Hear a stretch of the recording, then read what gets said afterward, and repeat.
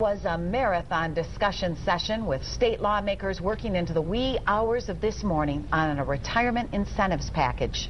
State leaders say it'll save Michigan school districts at least $650 million next year. But local school administrators aren't so sure that they're going to see much savings from a new employee retirement incentive. 24-Hour News 8's Tony Tagliavia is live at GRPS headquarters with the story. Tony?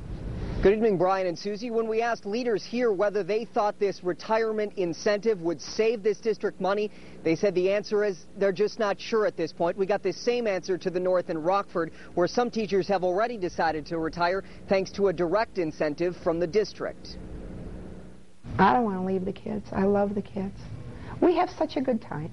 But Rockford High School art teacher Judy Nyergis-Bodway is leaving at the end of the year. She was planning on telling her students next week. I'm not going to be here next year, but somebody else wonderful will be. I hope. I hope. She says retirement incentives offered by Rockford Public Schools convinced her now was the time and she couldn't afford to wait. As for the new state incentive, the state incentive is no incentive. Nyergis-Bodway says by itself it's not enough of a reason to retire. Under the plan passed by the State House and State Senate, teachers and other school employees already eligible to retire who leave at the end of this year would get an increase in the rate used to calculate their pension. The plan creates a new class of eligible retirees whose age and years of service add up to 80. They'll get a smaller increase in pension multiplier.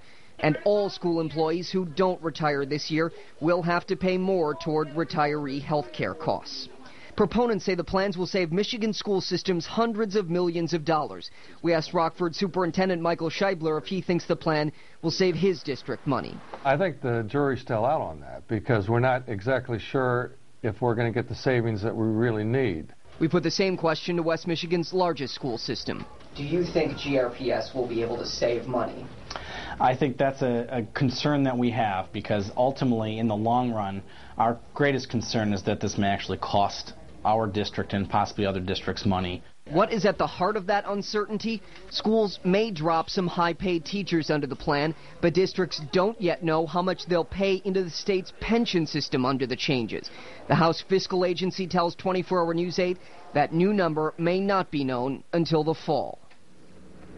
Proponents of this plan also suggested that it would open up spots for recent college grads looking to get into education. But since so many Michigan school districts, including those in West Michigan, are looking to cut costs by cutting employees, some district leaders we spoke with today say it's hard to imagine that many of those teachers who depart through retirement will be replaced. Live at GRPS headquarters, Tony Tagliavia, 24-Hour News 8.